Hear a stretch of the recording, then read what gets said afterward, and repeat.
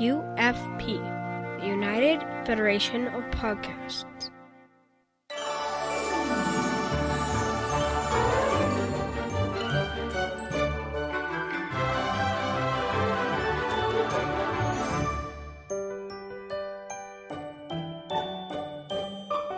I'm your host, Magic. Joined with me, as always, is my good friend, Tribz. Tribz, how are you doing? I'm well, thank you for asking. It's been a long day. I just flew into the house, and boy, are my arms tired. I know that feeling, buddy. How are you, pal? Well, I got laid off today, so there's that. Oh, Jesus. But, yeah, part of the industry, so I'm hoping to be back to work soon, and whatever. It gives me time to brush up on some more Disney knowledge, right? Brush up on some more Disney, because there's so much more coming down the pipe. Yeah, and, you just take it low and slow. Nice. Love the reference. All right. Get your news here. Hear all about it. So, do we have any good news this week, Tribz? We do, Magic. In fact, we do. We've got 3 news articles. This article from Fox News, and I'm going to title it, "The Skyline is Sidelined." In an article from Fox News published on October 9th, on October 5th, shortly after 9 p.m., an image of a gondola pile-up at the theme park surfaced on social media with additional videos and park visitor accounts suggesting that some kind of malfunction had occurred, resulting in delays for passengers still in the air. As noted by WDW News Today, the Skyliner ride had opened to the public just days before on September 29th. Responding to the mishap, a Disney statement said only that the ride had been experiencing, quote, unexpected downtime. The phrase was widely mocked on social media. Though reps for Disney were not immediately available to offer further comment, a spokesperson offered Fox News the following statement on Monday. Quote, "We have a team diligently looking into the course of Saturday's malfunction on the Epcot line of the Disney Skyliner. We have been in contact with the guests, many of whom were on the Skyliner, for more than 3 hours, until we were able to restart the system. We express our sincere apologies for the inconvenience and continue to work with each guest individually," end quote. In an article from WDWNT.com on October 7th, originally billed as merely unexpected downtime, Disney is now regarding the accident as a malfunction, end quote, of the Epcot line. The Disney Skyliner has yet to reopen and will remain closed until further notice. All right, so about the only news that we got out of that from Disney, not the article, I just mean the event, Okay. is that it wasn't a power outage issue.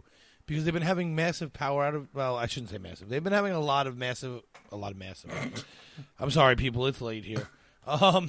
They're having a lot of power outages around the Epcot area. Oh, I can't talk anymore. They're having a lot of power outage issues in the Epcot area. And I find that a little interesting because they also have a lot of construction going on there. Although these systems really shouldn't technically be tied together. Like the monorail should not be tied into the park, and there's clearly more than one service coming in for a park. It's not like, buildings in Manhattan have multiple services, 3, 4 sometimes. So there's no way this park is running on a service. That's absurd. But I don't know. Maybe it has something to do with it. Maybe it doesn't. I'm just an electrician. What do I know? As just a normal Joe Schmo, I can tell you from the looks of the pictures, as small as those carriages are, I think I would be freaked out amongst the masses. I originally did not see or did not know about the Skyliner. I didn't know how it was built. I didn't know how many people to a pod. But from what it looked like it fit anywhere between 4 to 6. Am I correct? I believe that's the number, yeah. Maybe a little more if they're really young kids. Right, 4 to 6, and that's a real tight space.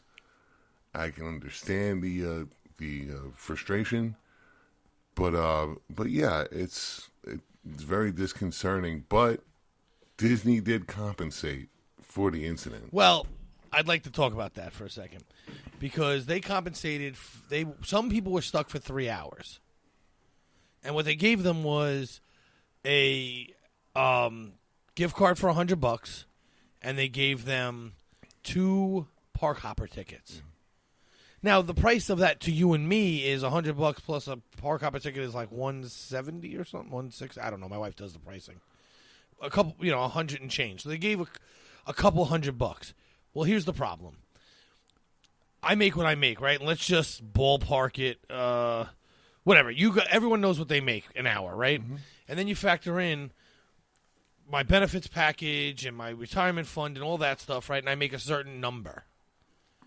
Well, first off, that cost to them doesn't cover my 3 hours. Mm-hmm. And even if it did cost, because I look at my whole life in terms of what I'm worth per hour. Maybe that's the wrong way to look at it, but time is money. And any moment I give up and that I'm not spending with my children having a good time, to me is work. So I look at it in work term.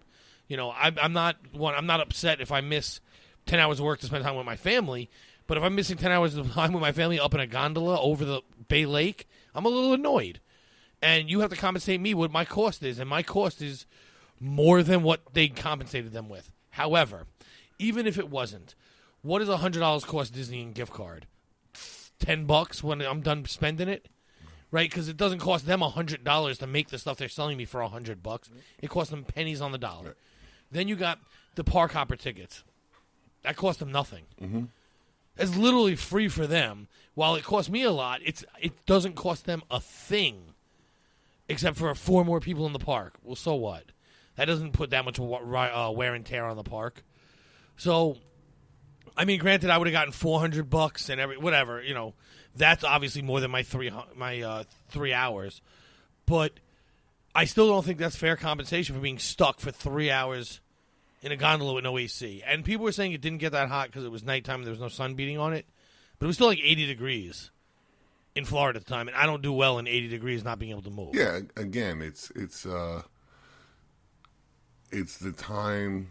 You're right. It's the time spent with your family is more precious than time, anywhere else. But yeah, you're right. Some people don't do well in claustrophobic. It's 80 degrees, like you said. It's a lot to take in and a lot to be frustrated and the right to be frustrated for. Yeah, and I wasn't getting on that thing in the first place, so I haven't ridden in a gondola since the Bronx Zoo had them, and I was a kid, and I just did not grow up being the adventure seeker, and I mean to the point where I won't go on one of those. I mean, I'm that much not. I just don't like them. So. But my wife was debating taking my kids because they wanted to go. Well, that's out now. And you had a lot of people defending, Disney. And I get it because I love Disney too. You want to defend them on certain things. However, any ride, someone said all means of transportation have issues. Yeah. Years in. Not 5 days. No, that's true. That is true. I am the quite adventure seeker. I will go up on the 3rd rung of a ladder if my legs don't shake. No, ladders I can climb. Those I'm good with. Definitely sitting someone on the bottom holding the ladder, making sure I don't fall. However, yeah, I don't do heights well myself. So yeah, that would actually be a frightening experience for me. Moving along. Now for some happy. Well, I don't know how happy this news is going to be. Oh, man. This one titled Gone in a Blink out of the WESH Channel 2 Orlando. According to an accident, this was today, as a matter of fact. According to an incident report, an employee doing inventory at a storage shed on October 1st noticed a set of sails was missing from the Peter Pan ride. Later that afternoon, the employee realized that a quote-unquote shell and 3 seats from the roller coaster Space Mountain were also missing. The report says the items stored in a padlocked shed. The value of the items was to be $20,000. Employees told investigators the storage shed is locked at all times unless the equipment inside is being accessed. Deputies noted in the incident report that there was no apparent damage to the chains or locks. The report also noted that Space Mountain shell and the seats were kept in separate areas of the shed. That's interesting. Now, I'm sure when you first say shed, like you think of like a little shed in your backyard. Obviously, this is Right, just that's correct. a giant warehouse, right? This has got to be. They're calling it a shed because it's a shell of a building, the way probably. It looks and the way it makes it sound is that it is a warehouse, which I can imagine it is a giant warehouse. It's just nicknamed the shed. Right. Because it's a shell. There's nothing, there's just minimalistic lighting, minimalistic power. I mean, so this is becoming a thing now because just recently, fairly recently, I remember hearing about a ride that had closed down in some pavilion in Epcot. I can't remember. But there was like a big statue, an animatronic robot that was stolen too. So this is becoming more of a thing that people are... Someone working there or something is gaining access and taking memorabilia, quote unquote, for themselves. I can't help but after reading this article, and they did mention another incident as well that happened in the past. I can't imagine not employee theft. Something inside job. No, it has to be something I can't along not those imagine lines. that. All right, is your last article happen to be happy? It does, as a matter of fact. Okay, good, because we started this with some good news, and we got broken down gondolas and stealing. Yeah, well, this one's going to be good. I promise you. It'll leave you with a smile on your face. This one titled The Little Mermaid Live from TVLine.com on October 6th. Disney fans got their feet wet on Sunday when ABC aired the first promo for The Little Mermaid Live, the highly anticipated TV event starring Auli Cravalho in the title role. God, I butchered that name. Wow. No worse than I No worse than last week. This special production also stars Queen Latifah as Ursula, recording artist Shaggy as Sebastian, Graham Phillips from The Good Wife as Prince Eric, and John Stamos from Full House as Chef Louis. Per its official description, The Little Mermaid Live is a never-before-seen hybrid format that will take viewers on a magical adventure under the sea as a live musical performances by a star-studded cast and interwoven into the broadcast of the original feature film. The live musical event will feature beautifully intricate sets and costumes by three-time Emmy Award-winning designer Zaldi, with music from the original animated film and the Tony Award-nominated Broadway stage version, originally composed by eight-time Oscar-winning composer Alan Menken. This is exciting. They're getting their names out there with these live shows. I can't wait. When I saw Queen Latifah was going to be in the co-starring role, I thought to myself, okay, this is something I have to watch. Yeah, Queen Latifah is phenomenal, but the whole idea is phenomenal as well. So I can't wait.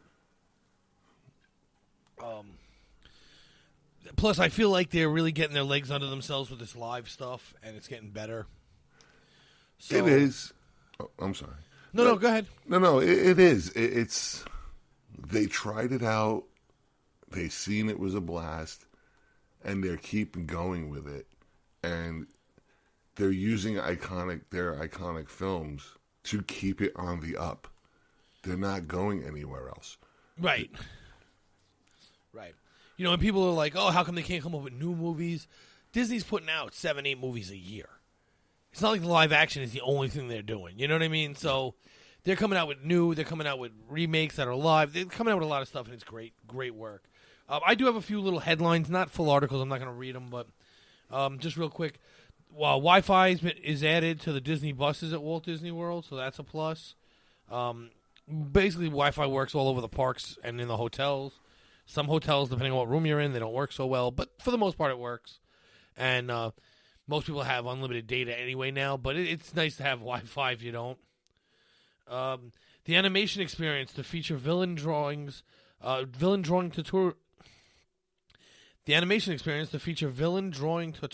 beginning October 18th. So that's just this coming Friday. So instead of just learning how to draw the good guys or the princesses or whatever, they're going to start doing villains, which is pretty cool. And in the article, it shows the tiger from Jungle Book. Ooh, okay. So, I'm sure there'll be more, but that's just what they're showing there. And the last little headline I have is the Rise of Resistance ride, which will be the one opening second. Testing is now underway at Galaxy's Edge. So that's right on schedule to be open when I get there. That's what I was going to ask